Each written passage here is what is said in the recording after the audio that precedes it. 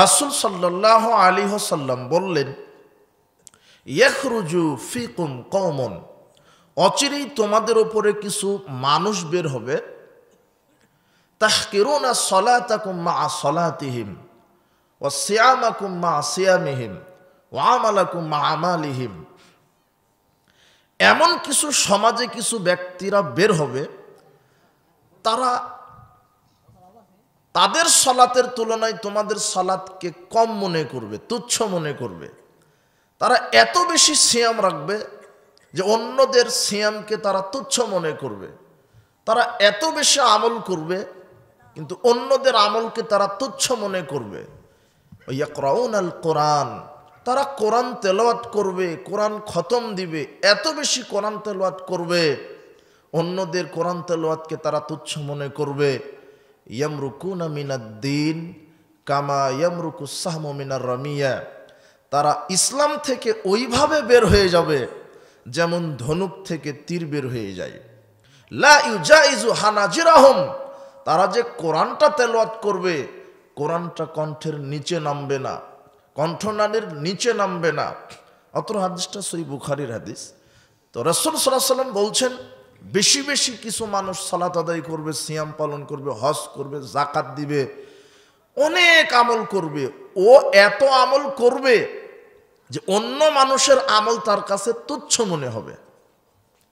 আমি দিনে কোরআন খতম দেই, আমি তাহাজ্জুদ পড়ি, আমি এত নফল সালাত আদায় করি, আমি এত রাকাত তারাবি পড়ি, আমি এত তাহাজ্জুদ পড়ি, আমি এত টাকা দান করি, আমি এত সালাত আদায় করি, আমি রমাদানে তো সিয়াম রাখি, নফল সিয়ামও রাখি।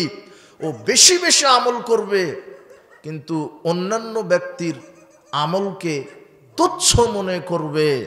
কিন্তু আল্লাহর নবী বলছেন যে এই ব্যক্তি এত আমল করবে, কিছু মানুষ এত বেশি আমল করার পরেও মুসলমানই থাকবে না। কি থাকবে না?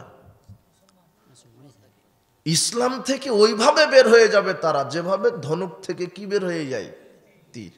তো এই ব্যক্তিটা কারা? হাদিসটা মনে রাখবেন আপনি, যে বেশি বেশি ইবাদত করার পরও তার ইসলাম থেকে কি হয়ে যাচ্ছে, খারেজ। আর আরেকটা আয়াত আল্লাহ কি বলছেন, যে বিচার মাঠে আমল নামা পেশ করা হবে, আমি বহু মানুষের আমল ধূলিকণায় নিক্ষেপ করব, কবুল করব না। এই আয়াতটা স্মরণ রাখবেন। আর এই হাদিসটা, আরেকটা হাদিস, আব্দুল্লাহ ইবনে আমর রাদিয়াল্লাহু আনহু বলছেন, রাসূল সাল্লাল্লাহু আলাইহি ওয়াসাল্লাম বললেন, ইন্না বানি ইসরাঈলা তাফাররাকাত আলা সিনতাইনা সাবঈনা মিল্লাতান, বানি ইসরাইল জাতি বিভক্ত হয়েছিল ৭২ কাতারে। ওয়া তাফতারিকু উম্মতি আলা ৭৩ মিল্লাতান, আর মুসলমান জাতিরা বিভক্ত হবে ৭৩ কাতারে। কত কাতার? কুল্লুহুম ফিন্নার, ৭২ কাতার এরা যাবে জাহান্নামে, ইল্লা মিল্লাতান ওয়াহিদাতান, এক কাতার যাবে জান্নাতে। ৭২ কাতার যে জাহান্নামে যাবে এরা হিন্দু না মুসলমান? আল্লাহর নবী বলছেন এই কথা। হাদিসটা তিরমিজির 2641 নম্বর হাদিস। মুসলিমরা বিভক্ত হবে ৭৩ ফেরকায়, ৭২ ফেরকা মুসলিম জাহান্নামে যাবে, এক ফেরকার লোকেরা জান্নাতে যাবে। সাহাবীগণ জিজ্ঞাসা করলেন, মান হে ইয়া রাসূলুল্লাহ, ওই এক কাতার এক ফেরকার লোকেরা কারা? তখন মুহাম্মদ সাল্লাল্লাহু আলাইহি ওয়াসাল্লাম বললেন, মা আনা আলাইহি ওয়া আসহাবি, যারা আমি এবং আমার সাহাবী যার ওপরে আছি, যেই নীতি আদর্শের উপরে আছি, ওর ওপরে যারাই থাকবে তারাই বিচার মাঠে সরাসরি জান্নাতে চলে যাবে। তাহলে মুহাম্মদ সাল্লাল্লাহু আলাইহি ওয়াসাল্লাম এবং তার সাহাবীগণ কোরআন এবং হাদিসের উপরে ছিলেন। কিসের উপরে? কোরআন এবং সহিহ হাদিস। সার্বিক জীবনে আপনার ব্যক্তিগত জীবন কিভাবে চালাবেন, কোরআন হাদিস অনুযায়ী। পরিবার কিভাবে চালাবেন, কোরআন হাদিস অনুযায়ী। সমাজ কিভাবে চালাবেন, কোরআন হাদিস অনুযায়ী। রাষ্ট্র কিভাবে পরিচালনা করবেন, কোরআন হাদিস অনুযায়ী। অর্থনীতি কিভাবে চালাবেন, রাজনীতি কিভাবে করবেন, শিক্ষানীতি কিভাবে করবেন, যা কিছু করবেন, খাওয়া দাওয়া কিভাবে করবেন, পোশাক গায়ে দিবেন কিভাবে, ঘুমাবেন কিভাবে, ঘুম থেকে উঠবেন কিভাবে, জুতা পায়ে দিবেন কিভাবে, টয়লেটে যাবেন কিভাবে, যা কিছু করতে চাচ্ছেন সব কিছু কোরআন আর হাদিস অনুযায়ী যারা করে এরাই বিচার মাঠে সরাসরি জান্নাত প্রাপ্ত দল। কেননা কোরআন হাদিসে সব আল্লাহ বলে দিয়েছেন। খাবেন কিভাবে আল্লাহ বলছেন বিসমিল্লাহ বলো, খাওয়া শেষ করবেন কিভাবে বলো আলহামদুলিল্লাহ, পোশাক গায়ে দিবেন কিভাবে সেটাও শিখিয়ে দিয়েছেন, জুতা পায়ে দিবেন কিভাবে আল্লাহর নবী সাল্লাল্লাহু আলাইহি সাল্লাম তিনি বলছেন জুতা পায়ে দেওয়ার সময় প্রথমে ডান পাটা ঢুকায় দিবে বিসমিল্লাহ বলে, তারপরে বাম পা খোলার সময়তে বাম পা আগে খুলবে ডান পা পরে খুলবে। পোশাক গায়ে দেওয়ার সময় ডান হাতল আগে ঢুকে দিবেন আর পোশাক গায়ে দেওয়ার সময় অন্তত বিসমিল্লাহ বলবেন, কিছুই যদি না বলেন। অথচ পোশাক গায়ে দেওয়ার দোয়া একটা আছে, আল্লাহর নবী বলছেন আলহামদুলিল্লাহিল্লাযী কাসানি হাযা ওয়া রাযাকানিহি মিন গায়রি হাওলিন মিন্নি ওয়ালা কুওয়া। এটা পোশাক গায়ে দেওয়ার দোয়া। রাসূল সাল্লাল্লাহু আলাইহি ওয়াসাল্লাম বলছেন কেউ যদি এই দোয়াটা পোশাক গায়ে দেওয়ার সময়তে পাঠ করে তার বিগত সব পাপ আল্লাহ ক্ষমা করে দেন। খাবেন কিভাবে আল্লাহর নবী বলছেন বিসমিল্লাহ বলে খাও। খাওয়া শেষ করবেন কিভাবে? শেষ করে বলো আলহামদুলিল্লাহিল্লাযী আত'আমানি হাযা ওয়া রাযাকানিহি মিন গায়রি হাওলিন মিন্নি ওয়ালা কুওয়া। যদি খাওয়া শেষে কেউ এই দোয়াটা পাঠ করে আল্লাহ তার বিগত সব পাপ ক্ষমা করে দিবেন।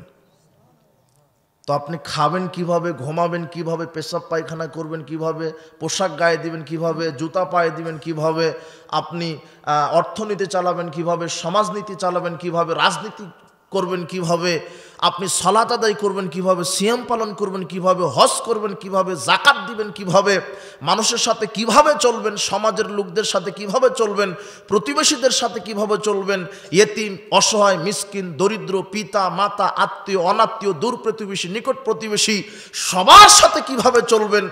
এই জন্য আল্লাহ সুবহানাহু ওয়া তাআলা দুটো কিতাব দিয়েছেন, একটা হলো কোরআন আর একটা হচ্ছে হাদিস। যারা সার্বিক জীবনে কোরআন আর সুন্নাহকে সার্বিক জীবনে নিঃশর্তভাবে মেনে চলে এরাই বিচার মাঠে সরাসরি জান্নাতে চলে যাবে। একটা দল মুসলিমরা বিভক্ত হবে কয় দলে? ৭৩। কয় দল জাহান্নামী? ৭২। কয় দল জান্নাতি? এক দল। সেই দল কোন দল? যেই দল জান্নাতি সেই দলের লোকেরা সার্বিক জীবনে আল্লাহকে মেনে চলবে। শুধু মসজিদে নয়, শুধু মসজিদে গিয়ে ৫ ওয়াক্ত সালাত আদায় করবে না, মসজিদেও আল্লাহকে মানবে, মাদ্রাসাতেও আল্লাহকে মানবে, অর্থনীতিতেও মানবে, সমাজনীতিতেও মানবে, সালাত সিয়াম হজ যাকাতে মানবে, প্রতিবেশীর সাথে ভালো আচরণ করবে, এতিমের সাথে ভালো আচরণ করবে, মানুষের সাথে ভালো আচরণ করবে। কিন্তু বর্তমান সমাজে প্রায় আপনি দেখবেন মোনাফেক, এরা মসজিদে আল্লাহর বিধানে সালাত আদায় করে কিন্তু অর্থনীতি টাকা লেনদেন করে সুদের টাকা। কি সুদ কি হালাল? কথা বুঝেননি মনে হয়। মসজিদে গিয়ে সালাত আদায় করতে হবে এটা কার বিধান? আর সুদ হারাম এটা কার বিধান? তা আপনি মসজিদে গিয়ে ৫ ওয়াক্ত সালাত আদায় করলেন, মসজিদে আল্লাহকে মানলেন, কিন্তু ঠিকই ব্যাংক থেকে লোন নিয়ে আপনি মুদির দোকান দিয়ে ব্যবসা করছেন, ব্যাংক থেকে লোন নিয়ে আপনি বাড়ি করছেন, ব্যাংক থেকে লোন নিয়ে আপনি ব্যবসা করছেন। অথচ ব্যাংকের লোন কি যাকাতের টাকা না সুদের টাকা? কথা বুঝলেন না মনে হয়। কথা বুঝেছেন? আল্লাহর নবী বলছেন মুসলিমরা বিভক্ত হবে ৭৩ কাতারে, ৭২ কাতার মুসলিম জাহান্নামী হবে, ১ কাতার মুসলিম জান্নাতি হবে। সেই দল সেই কাতার কোন দল? রাসূল সাল্লাল্লাহু আলাইহি ওয়াসাল্লাম তখন বললেন যারা সার্বিক জীবনে আল্লাহকে মেনে চলবে, কোরআন সুন্নাহর উপরে থাকবে, তারাই হচ্ছে নাজাতপ্রাপ্ত দল। মুহাদ্দিসগণ সেই নাজাতপ্রাপ্ত দলের নাম দিয়েছেন আলী ইবনুল মাদিনী, প্রখ্যাত মুহাদ্দিস ইমাম বুখারীর উস্তাদ আলী ইবনুল মাদিনী। তিনি বলছেন হুম আহলুল হাদিস, বিচার মাঠে নাজাতপ্রাপ্ত দল হবে আহলুল হাদিস। কোন দল? আহলুল হাদিস। আহলুল হাদিস মানে যারা সার্বিক জীবনে পবিত্র কোরআন এবং সহিহ হাদিসকে অনুসরণ করে। কথা বুঝেছেন? আহল মানে অনুসারী আর হাদিস মানে কোরআন এবং হাদিস। অনেকে বলে এরা শুধু হাদিস মানে কোরআন মানে না, নাউজুবিল্লাহি মিন যালিক। আরে হাদিস মানেই হচ্ছে কোরআন এবং হাদিস। কেন? আল্লাহ কোরআনের নামটাই দিয়েছেন হাদিস। সূরা জুমারের ২৩ নম্বর আয়াতে আল্লাহ বলছেন আল্লাহু নাজ্জালা আহসানাল হাদিস, আল্লাহ তো তিনি যিনি তোমাদের জন্য উত্তম হাদিস নাজিল করেছেন, অর্থাৎ এই কোরআন নাজিল করেছেন। কোরআনের আরেকটা নাম কি? হাদিস। এই নাম কে দিয়েছে? আল্লাহ। তাহলে কোরআনের নাম হাদিস এবং রাসূল সাল্লাল্লাহু আলাইহি ওয়াসাল্লামের মুখ নিঃসৃত বাণী ওটাও কি। আর সার্বিক জীবনে যারা এই কোরআন এবং হাদিসকে মানে তাদের বৈশিষ্ট্যগত নাম হচ্ছে আহলুল হাদিস, অর্থাৎ যারা কোরআন এবং হাদিসের সনিষ্ঠ অনুসারী এদের বৈশিষ্ট্যগত নাম হচ্ছে আহলুল হাদিস। এরা কোনো ব্যক্তির মতকে প্রাধান্য দেয় না, কোনো ব্যক্তির রায়কে প্রাধান্য দেয় না, কোনো মানুষের নীতি আদর্শ ফলো করে না। আহলুল হাদিস যুগে যুগে একজন অভ্রান্ত নেতার নীতিতে চলে, নেতার শরীয়তকে মানে, যার নাম মুহাম্মদ সাল্লাল্লাহু আলাইহি ওয়াসাল্লাম। সবার কথা এরা মানতে রাজি ততক্ষণ, সব ইমাম মুস্তাহিদ ফকি যা বলেন সবার কথা আহলে হাদিসেরা তখন মানে যখন তাদের কথা কোরআন এবং সহিহ সুন্নাহর সাথে মিলে যায়। আর এরা কারো কথা মানে না যদি সবার কথা কোরআন এবং সহিহ সুন্নাহর বাহিরে চলে যায়। আমরা একমাত্র আহলে হাদিস কারা, যারা সার্বিক জীবনে কোরআন এবং সহিহ সুন্নাহ মেনে চলে, এরাই হচ্ছে আহলুল হাদিস। ইমাম আবু দাউদ বলছেন, ওয়ালাউলা হাযিল ইসাবাতু লাং দারাসাল ইসলাম ইয়ানি আসহাবুল হাদিস। যদি আহলে হাদিসরা পৃথিবীতে না থাকতো, ইসলাম বহু আগে থেকেই মিটে যেত, প্রকৃত ইসলাম মানুষ জানতে পারতো না। কিন্তু আহলে হাদিস আলেম ওলামা, আহলে হাদিসের প্রতিনিধি, কোরআন এবং সহিহ সুন্নাহর যারা প্রতিনিধিত্ব করে আসছে এরাই আহলে হাদিস, এরাই জাতিকে সঠিক ইসলাম বোঝাতে সক্ষম হয়েছে। বলেন আলহামদুলিল্লাহ। সঠিক কোনটা, ব্যাঠিক কোনটা, কালো কোনটা, দিন কোনটা, অন্ধকার কোনটা, কোনটা শিরক, কোনটা বেদাত, কোনটা তাওহীদ, কোনটা সুন্নাত স্পষ্ট করে জাতির সামনে নির্ভয়ে যারা বক্তব্য পেশ করে এরাই হচ্ছে আহলে হাদিসের বাচ্চারা। কথা বুঝেছেন? এরা কারো ব্যক্তির মতকে প্রাধান্য দেয় না, কোনো নেতার নীতিকে প্রাধান্য দেয় না। একজন নেতাকে মানে যার নাম মুহাম্মদ সাল্লাল্লাহু আলাইহি ওয়াসাল্লাম। আল্লাহ সুবহানাহু ওয়া তাআলা বলছেন, ওয়া মিম্মান খালাকনা উম্মাতুন ইয়াহদুনা বিল হক ওয়া বিহি ইয়াদিলুন। সূরা আরাফের 181 নম্বর আয়াত। আমার সৃষ্টির ভিতরে একটি দল হকের উপরে থাকবে, এটা আল্লাহ সুবহানাহু ওয়া তাআলা নিজে বলছেন। সাওবান রাদিয়াল্লাহু আনহু বলছেন, রাসূল সাল্লাল্লাহু আলাইহি ওয়াসাল্লাম বলেছেন, লা তাযালু তায়ফাতুম মিন উম্মতি যাহিরিনা আলাল হক লা ইয়াদুররুহুম মান খাযালাহুম হাত্তা ইয়াতি আমরুল্লাহি ওয়া হুম কাযালিক। কিয়ামত পর্যন্ত আমার উম্মতের একটি দল হকের উপরে বিজয় থাকবে, পরিত্যাগকারীরা তাদের কোনো ক্ষতি করতে পারবে না। আল্লাহর নবী বলছেন একটি দল হকের উপরে থাকবে, আল্লাহ বলছেন আমার সৃষ্টির ভিতরে একটি দল হকের উপরে থাকবে। দল যতই হোক, হকের উপরে কয়টা দল? একটা। আজকে ইসলামের নামে কত দল তৈরি হয়েছে, কিন্তু হক পথে নাজাতপ্রাপ্ত দল কোনটা? সেটা হচ্ছে আহলুল হাদিস। এটা মুহাদ্দিসগণরা বলে গেছেন। আলী ইবনুল মাদিনী 164 হিজরিতে জন্ম, 234 হিজরিতে মৃত্যু। কত বছর পরে, কত বছর পূর্বে আগেই বলে গেছেন তিনি এই কথা। আল্লাহ যে বলছেন একটি দল হকের উপরে থাকবে, আল্লাহর নবী বলছেন হকের উপরে বিজয় থাকবে একটি দল। মুহাদ্দিসগণ সেই দলের বৈশিষ্ট্যগত নাম দিয়েছেন আহলুল হাদিস, অর্থাৎ যারা সার্বিক জীবনে কোরআন সুন্নাহ মেনে চলে। খলিফা হারুনুর রশিদ তিনি বলছেন, তলাবতু আরবাতান ওয়াজাদতুহা ফি আরবাতিন। আমি পৃথিবীতে মুসলিমদের 4টি দল খুঁজে 4টি বৈশিষ্ট্য পেয়েছি। তলাবতুল কুফরা ওয়াজাদতু ফিল জাহমিয়া। আমি কুফরি খুঁজেছি, আমি জাহামিয়াদের মধ্যে পেয়েছি। তলাবতুল কালাম ওয়াস শাগাবা। আমি কুটতর্ক মিথ্যা খুঁজেছি। আমি কুটতর্ক ঝগড়া খুঁজেছি। ফওয়াজাদতুহু ফিল মুতাজিলা। আমি মুতাজিলাদের মধ্যে পেয়েছি। তলাবতুল কিযবা। আমি মিথ্যা খুঁজেছি, আমি পেয়েছি। ফওয়াজাদতু ইনদা রাফিজাতে। রাফিজি শিয়াদের মধ্যে আমি মিথ্যা খুঁজে পেয়েছি। ইসলামের উপরে যত মিথ্যারোপ করেছে এই রাফিজি শিয়া গোষ্ঠী। এরপরে তিনি বলছেন তলাবতুল হক। আমি সত্য খুঁজেছি। সারা পৃথিবীতে যত মুসলিমদের মধ্যে যত দল তৈরি হয়েছে সব দলের মধ্যে বিশেষ 4টা দল খুঁজতে খুঁজতে আমি হকটা পেয়ে গেছি। কোথায়? ফাওয়াজাদতুহু মা আসহাবিল হাদিস। আমি সত্যটা পেয়ে গেছি আহলে হাদিস দলের মধ্যে। কারণ আহলে হাদিসেরা কোরআন এবং সহিহ সুন্নাহর বাহিরে কোনো কথা বলে না। মুসলিমরা 73 কাতারে বিভক্ত হবে। এর মধ্যে এক কাতার মুসলিম সরাসরি জান্নাতে যাবে। এই এক কাতারকে বৈশিষ্ট্যগত নাম মুহাদ্দিসগণ দিয়ে গেছেন আহলুল হাদিস। যারা বলে আহলে হাদিস নতুন ফিরকা, তাদের ইতিহাস ওইভাবে জানা নাই।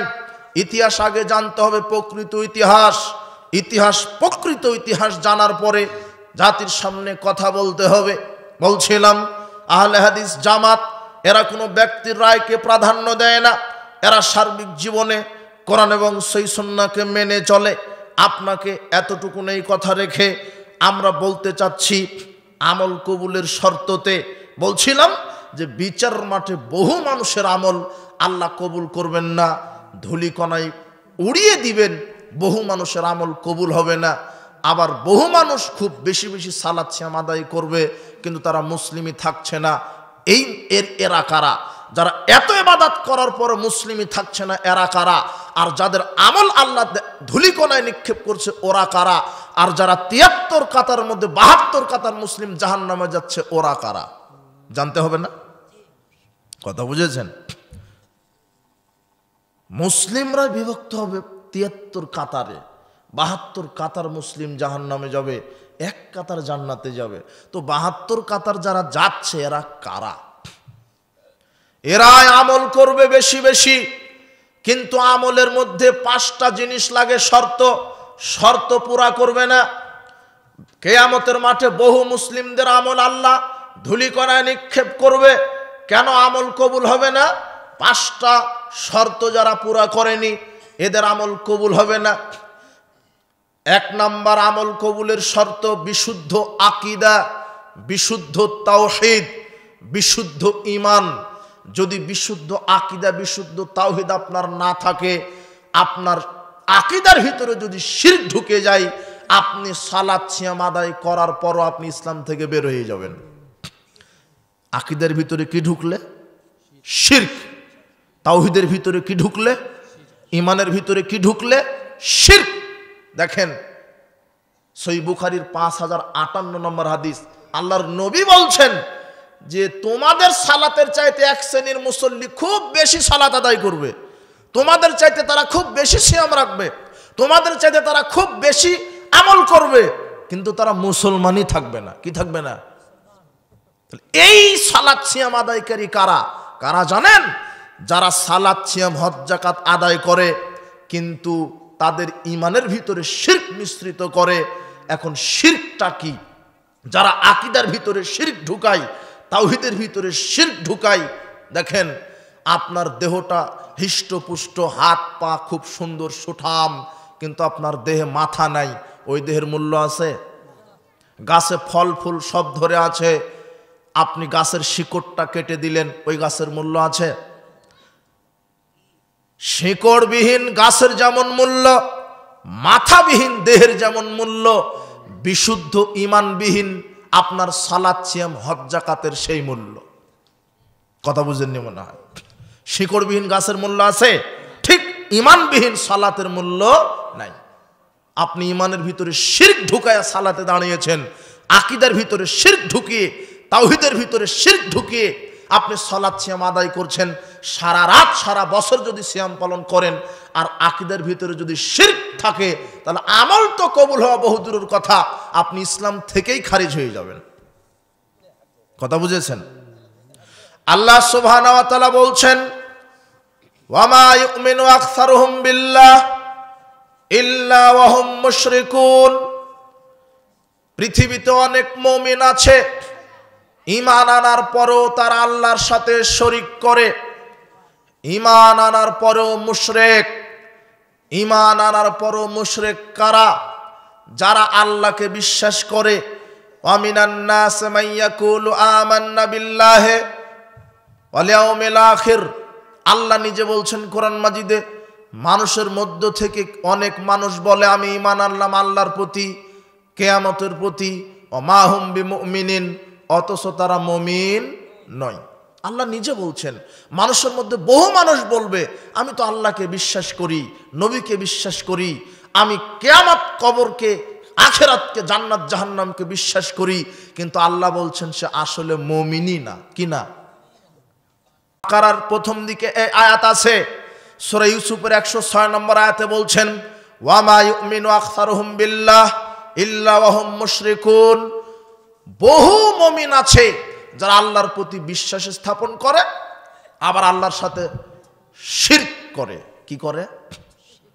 আল্লাহর সাথে শিরক করে। ঈমান আনার পর আল্লাহর সাথে কি করে? শিরক করে।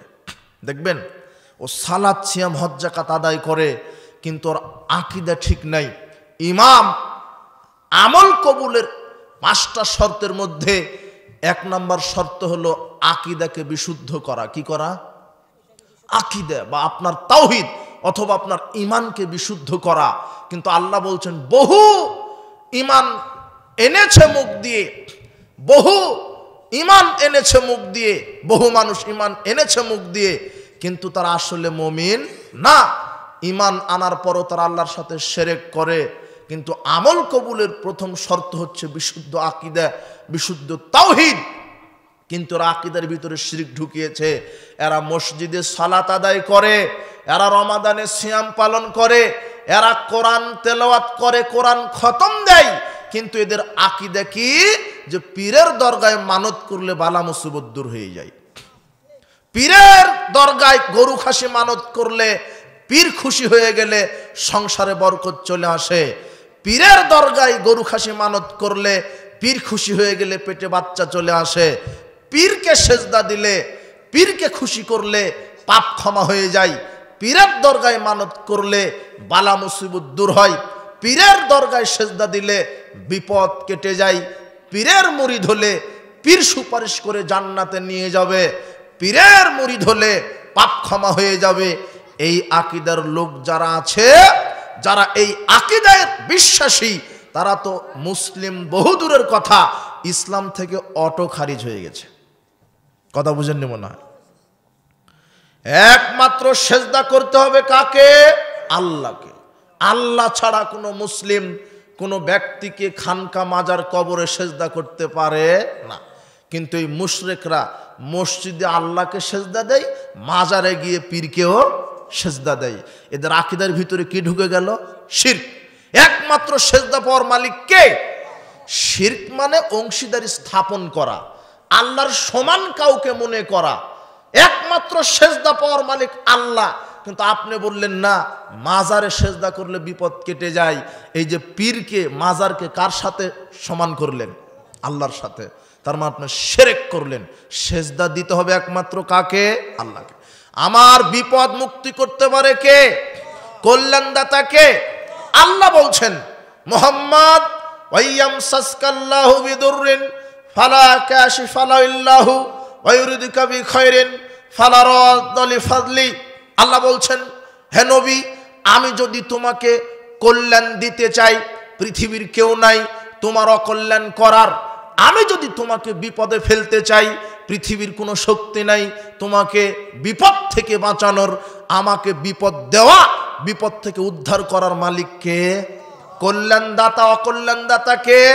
আল্লাহ বলছেন, ইয়াখলুকু মাইয়াশা, আমি যা খুশি তাই তৈরি করি। ইয়াহাবলি মাইয়াশাও ইনাসা ওয়া ইয়াহাবলি মাইয়াশাও যুকুর, আমি যাকে ইচ্ছা ছেলে সন্তান দেই, যাকে ইচ্ছা শুধু মেয়ে সন্তান দেই, যাকে ইচ্ছা আমি ছেলে মেয়ে উভয় দিই, আবার কাউকে ইচ্ছা আমি কিছুই দেই না, বন্ধা করে রাখি। এই ক্ষমতা কার? কিন্তু আপনার আকীদা পীরের দরগায় মানত করলে পেটে বাচ্চা চলে আসে। সন্তানদাতা কে? এই যে আকীদার ভিতরে শিরক ঢুকে গেছে আপনার। যারা কবর পূজায় বিশ্বাসী, মাজার পূজায় বিশ্বাসী, পীর পূজায় বিশ্বাসী, এরা বড় মুশরিক। এরা ইসলাম থেকে বের হয়ে গেছে। কিন্তু এরা মাজারেও সেজদা দেয়, মাজারেও টাকা দান করে, মাজারে গরু খাসি কুরবানি করে, আবার মসজিদে গিয়েও সালাত আদায় করে। আল্লাহর নবী বলছেন এরা খুব বেশি বেশি সালাত আদায় করবে, কিন্তু এরা ইসলাম থেকে ওইভাবে বের হয়ে যাবে যেইভাবে ধনুক থেকে কি বের হয়ে যায়? তীর। কথা বুঝেছেন? এই যে আকীদার ভিতরে শিরক ঢুকিয়ে ফেলেছে এরা, এর কারণে এদের ঈমানটা কি হয়ে গেছে? নষ্ট হয়ে গেছে। এরা আর মুসলিম নাই। এই জন্য আপনার আকীদাকে বিশুদ্ধ করবেন। পীর আপনার ভাগ্য পরিবর্তন করতে পারবে না, পীর আপনাকে সন্তান দিতে পারবে না, কোনো গাউস কুতুব অলি আউলি আপনার বিপদ থেকে উদ্ধার করতে পারবে না। বিপদ থেকে উদ্ধার করতে পারবে আল্লাহ। আপনি মাজারে মরা পীরের আপনার ওই খানকায় মাজারে টাকা দিলেন কেন? আপনার এতটুকুন কি হিতাহিত জ্ঞান হয়নি? আমি একজন মরা পীর, হলো পীর খুব ভালো মানুষ ছিল, কিন্তু তো মারা গেছে, নাও আপনার ক্ষতি করতে পারবে না উপকার করতে পারবে, না কল্যাণ করতে পারবে না অকল্যাণ করতে পারবে। আপনি মাজারে কেন টাকা দিলেন, গরু খাসি মানত করলেন? ও তো মারা গেছে, টাকা তো জীবিত মানুষ পাওয়ার হক রাখে বেশি। কত হসপিটালে চিকিৎসার অভাবে মানুষ মারা যাচ্ছে, কত রাস্তাঘাটে না খাওয়াতে মানুষ খেতে না পেরে মারা যাচ্ছে, কত অসহায় মানুষ শীত বস্ত্রের অভাবে রাতে ঘুমাতে পারছে না। আপনি এই অসুস্থ, এই শীত কাতুরে যারা পোশাকের অভাবে শীতে কাঁপতে কাঁপতে ঘুম হচ্ছে না, আপনি এদেরকে 500 টাকা খরচ করে একটা কম্বল কিনে দেন, আল্লাহ খুশি হয়ে যাবেন, জান্নাত আপনার উপরে ওয়াজিব করে দিবেন। আপনি জীবিত মানুষকে দেন টাকা, আপনি পীরের দরগায় গেলেন কেন? ওই পীর, ওই মরা পীরকে টাকা দিয়ে গরু খাসি মানত করে কি লাভ? বিশ্বাস করেন, যারা পীরে টাকা দেন, যারা মাজারে খানকায় টাকা দেন, গরু খাসি মানত করেন, এই পীরের আলখাল্লাওয়ালা, পাগড়িওয়ালা, টুপিওয়ালা, এই পীর খানকার এই শিরকের ফ্যাক্টরি তৈরি করে এই কাঠমোল্লারা মাজার নামক খানকা নামক শিরকের উৎপাদন কেন্দ্র তৈরি করেছে। আপনি ওখানে টাকা দিলেন মানে শয়তানদেরকে গাঁজা খাওয়ার ব্যবস্থা করে দিলেন আপনি। ওরা টাকা দিয়ে গাঁজা কিনে খায়, কথা বুঝেননি? এই জন্য আপনার আকীদাকে বিশুদ্ধ করেন, আকীদার ভিতরে শিরক ঢুকাবেন না। বলছিলাম, যারা আকীদার ভিতরে শিরক ঢুকায় তাদের ঈমান নষ্ট হবে, আমল কবুল তো বহু দূরের কথা, শিরক থেকে আপনি বেঁচে থাকবেন। এগুলি বড় বড় শিরক, কবর, খানকা, মাজার, এগুলি মূল্যায়ন করা শিরক, কবরে সেজদা দেওয়া শিরক, কবরে ফুল দেওয়া শিরক, আগরবাতি মোমবাতি জ্বালানো শিরক, কবরে কালো কাপড় লাল কাপড় টাঙিয়ে দেওয়া শিরক, কবরে আগরবাতি মোমবাতি দেওয়া শিরক, মাজারে মানত করা শিরক। মাজারে মৃত পীর মানুষের কল্যাণ অকল্যাণ করতে পারে, এই আকীদা শিরক। মাজারে টাকা দান করলে বালা মুসিবত দূর হয়, এই আকীদা শিরক। আর পীর সাহেব মরেনি, কবরে জীবিত আছে, মাজারে জীবিত আছে, এই আকীদা শিরক। কত শিরক সমাজে চালু আছে। বিশ্বাস করেন, মাজারে যদি কেউ, কবরে, খানকা, ওরসে, দরগায় যদি কেউ 1 টাকা দান করে, 1 টাকা, 100, 500, 1000 টাকা নয়, 1 টাকা যদি দান করে, সে ইসলাম থেকে ধনুকের তীরের মতো বের হয়ে চলে যাবে। বাইহাকি শোয়াবুল ঈমান 7343 নম্বর হাদিস, রাসূল সাল্লাল্লাহু আলাইহি ওয়াসাল্লাম বললেন, শোনো সাহাবীগণ, দাখালা রাজুলুন নারা ফি জুবাবিন ওয়া দাখালা রাজুলুন আল জান্নাতা ফি জুবাবিন। আল্লাহ এক ব্যক্তিকে জান্নাতে দিয়েছে একটা মাছির কারণে, এক ব্যক্তিকে জাহান্নামে দিয়েছে একটা মাছির কারণে। সাহাবীগণ বললেন, কাইফা যাকা, আল্লাহর নবী কিভাবে সম্ভব? একটা মাছির কারণে কেন এদের জান্নাত জাহান্নাম হলো? তখন তিনি বলছেন, শোনো সাহাবীগণ, মারা রাজুলানে মুসলিমান আলা কওমিন, দুজন ব্যক্তি রাস্তা দিয়ে যাচ্ছিল, একটা এলাকার পাশ দিয়ে যাচ্ছিল, ইয়াকিফুনা আলা সানামিন লাহুম, এলাকার কিছু নেতারা ওই যে রাস্তার পাশে মূর্তি, খানকা, মাজার স্থাপন করে বললেন তাদেরকে, ক্বালু লাহুমা, তাদের 2 জন মুসলিমকে বলছেন, তারা 2 জন মুসলিমকে বলছেন, শোনো, এই যে আমরা মাজার খানকা তৈরি করেছি, মূর্তি স্থাপন করেছি, কররিব আলী সানামিনা কুরবানান, এই মূর্তির সামনে কিছু মানত করো। তাদের একজন বলল, আমার কাছে তো কিছুই নাই, আমি কি মানত করব? তখন এরা বলছে, ওয়ালাউ কুনতা দুবাবান, একটা মাছিও যদি পারো সেটা মানত করো। তখন এই ব্যক্তিটা বলছেন, লা নুশরিক বিল্লাহি শায়া, আমি মুসলিম, আমি তো মাজারে খানকায়, এই ওরসে দরগায় তো আমি কিছু মানত করব না, আমি মানত করব আল্লাহর নামে, মসজিদ মাদ্রাসায় ইয়েতিম ফকির মিসকিন এদেরকে দান করব। এই খাম্বার সামনে এই মরা মূর্তি, এই মরা পীরকে আমি দান করে আমার কি হবে? এ না আমার ক্ষতি করবে, না উপকার করবে, না কল্যাণ করবে, না অকল্যাণ করবে, এ আমার কিছুই করতে পারবে না, আমি এখানে দান করব না। ফাকুতেলা, এই কথা বলার কারণে এই নেতারা ওই ব্যক্তিকে ছুরি দ্বারা জবাহ করে হত্যা করলেন। ফাদাখালাল জান্নাহ, রাসূল সাল্লাল্লাহু আলাইহি ওয়াসাল্লাম বললেন, শোনো, এই ব্যক্তিটা আল্লাহর সাথে শিরক না করার কারণে আল্লাহকে জান্নাতে প্রবেশ করালেন। ওয়াদাখালা রাজুলুন নারা ফি জুবাবিন, দ্বিতীয় ব্যক্তি জাহান্নামে চলে গেছে। ওই ব্যক্তিকে বললেন, তুমি এবারে কিছু দাও, না দিলে এলাকা দিয়ে তোমাকে যেতে দিব না। বলল আমি কি দান করব ওই মাজারে, আমার কাছে তো কিছুই নাই। তখন এরা বললেন ওয়ালাউ কুনতা যুবাবান, তোমার কাছে যদি একটা মাছি থাকে মাছি মানত করো। ফাখাযা যুবাবান, লোকটা মাছি ধরলেন, মাছি ধরে ফালকাহু আলা সনাম, ওই মাজারে খানকায় মূর্তির সামনে একটা মাছি মানত করলেন। ফাদাখালান নার, মাছি দান করার সাথে সাথে ওই লোকটাকে আল্লাহ জাহান্নামে প্রবেশ করালেন। আর আপনি মাজারে খানকায় পীরের দরগায় অমুক গাছ, অমুক পাথর, অমুক পুকুর, পীরের নামে গজাল মাছ চাষ হয়, কুমির চাষ হয়, কবুতর চাষ হয়, এদেরকে আপনি বরকত মনে করে কুমিরকে রুটি খাওয়িয়ে বলছেন আল্লাহ পরিবারে বরকত দাও। কুমির বরকত দিবে? কুমিরের উসিলাই কুমিরের কাছে বরকত চাই। পীরের নামে পোষা কুমির, পীরের নামে পোষা বড় বড় মাছ, পীরের নামে বড় বড় গাছ, পীরের নামে একটা পাথর, পীরের নামে একটা মসজিদ বানায়, সেখানে মসজিদে আল্লাহকে সেজদা দেয়, মাজারে পীরকে সেজদা দেয়। এ হলো মুশরিক। এমন মুশরিক যে ধনুক থেকে যেমন তীর বের হয়ে গেছে, এই মুশরিকেরা ইসলাম থেকে ওইভাবে বের হয়ে গেছে। এরা সালাত আদায় করে না? আপনার সাথে বেশি করে।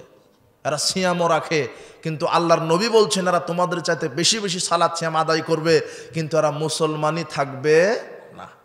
এই আকীদাকে বিশুদ্ধ করেন। কত পচা আকীদা ঢুকে গেছে, আমাদের আকীদাকে শুদ্ধ করতে হবে। অনেকে বিশ্বাস করে আল্লাহ নিরাকার। জি না, আল্লাহর আকার আছে, তার হাত আছে, তার পা আছে, তার চক্ষু আছে। কেমন? যেমন তার জন্য শোভা পাই। আল্লাহ নিজে বলছেন ওয়াসনাইল ফুলকা বিআয়ুনিনা, হে নূহ তুমি আমার চোখের সামনে নৌকা তৈরি করো। আর আল্লাহর কি আছে? আল্লাহ বলছেন ইয়াউমা ইয়াকশাফান সাকিউ ওয়া ইদআউনা ইলা সুজুদে ফালা ইস্তাতিউন, বিচার মাঠে আল্লাহ তার দুই পায়ের নলা প্রকাশ করবেন যাতে মুমিন নারী পুরুষরা তাকে সেজদা দিতে পারে। তাহলে আল্লাহর দুইটা কি আছে? পা আছে। কথা বুঝেননি? ইয়া ইবলিস মা মানাকা আন তাসজুদা লিমা খালাকতু বিয়াদাইয়া, আল্লাহ বলছেন হে ইবলিস আমি আদমকে আমার দুই হাতে তৈরি করলাম, সে আদমকে সেজদা দিতে তোকে কিসে বাধা দিল? তাহলে আল্লাহর দুইটা কি আছে? হাত আছে। কথা বুঝেননি? সব কোরআন মাজিদের আয়াত। আল্লাহ নিজেই তার আকৃতির বিবরণ দিচ্ছেন, তার হাত পা চক্ষু, কিন্তু লাইসা কামিসলি শাইউন, কোনো কিছুই আল্লাহর মতো নয়। শুধু আমাদের বিশ্বাস করতে হবে তার আকার আছে, তার হাত আছে, পা আছে, চক্ষু আছে, কিন্তু কিরকম কারো সাথে সাদৃশ্যতা অবলম্বন করা যাবে, কারো মতো নির্ণয় করা যাবে না। আল্লাহ তার মতো, যেমন তার মতো শোভা পায়। তার হাত আছে কেমন? যেমন তার মতো শোভা পায়। কথা কি বুঝেছেন? কিন্তু আকীদা পোষণ করতে হবে আল্লাহ নিরাকার নন। আল্লাহর কি আছে? অনেকে বলে আল্লাহ সব জায়গাতে বিরাজমান। জি না, আল্লাহ সত্তাগতভাবে আছেন আরশের উপরে। কোথায়? রহমান আলাল আরশে ইস্তাওয়া, রহমান আল্লাহ আছেন আরশে, তিনি আরশে থাকেন, তিনি সব জায়গাতে নয়। তার দৃষ্টি, তার শক্তি, তার এলেম, তার গায়েবী ক্ষমতা সব জায়গাতে থাকে, কিন্তু সত্তাগতভাবে তিনি আছেন কোথায়? আরশে। তিনি আরশে আছেন, সাত আকাশের উপরে আরশে আছেন বলে আমাদেরকে দেখতে পাচ্ছেন না, তার মানে তার দৃষ্টি এখানে আছে। কথা বুঝেননি?